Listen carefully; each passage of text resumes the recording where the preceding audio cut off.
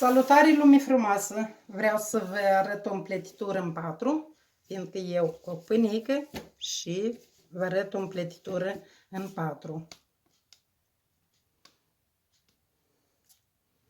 Așa, șuvițele noi le avem gătite și începem. Începem din stânga spre dreapta.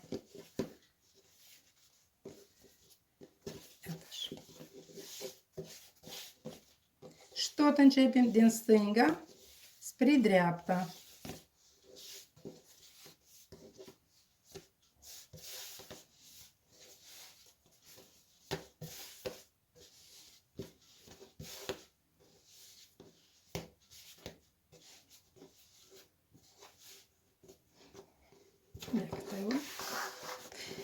Eu fac pâinică, nu-l fac colăcel, fiindcă colăceii trebuie să-i faci cu șuvița mai subțirică ca să le rămâi găurică la mijloc. Dar eu o fac pâinică, o coc la cuptorul meu magic de lemne și v-am arătat cum să împletești împletitura în patru. Sunt mai multe împletituri în patru. Când eu o să mai fac pâinică, eu o să vă mai arăt. Iată așa.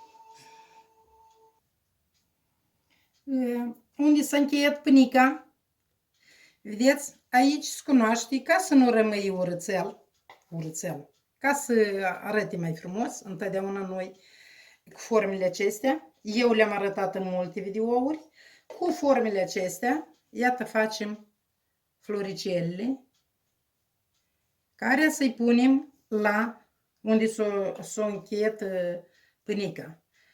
Îl trecem prin făină ca să nu se lipească aluatul. Și acum o luăm și o punem peste ele, peste primele care le-am făcut.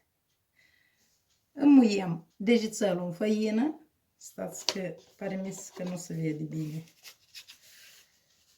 Și o apăsăm la mijloc. Iată așa. Vedeți cât de frumos s-a primit. Și acum o punem aici la unde s-a unit pânica. Iată așa. Și cu cuțitașul o apăsăm mai bine. Iată așa.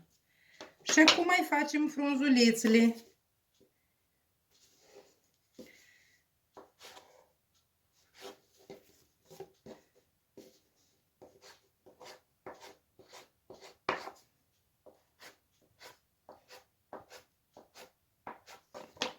Așa. Și acum vărâm la... Iată așa. Iată așa. O vrem codița la frunzuliță, o vrem sub floare.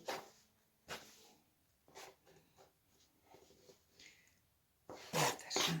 Facem iară altă frunzuliță.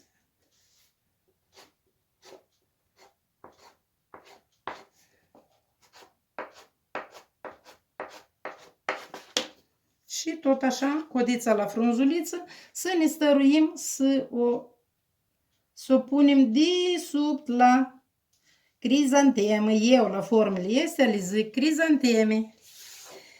Și pânica noastră e gata.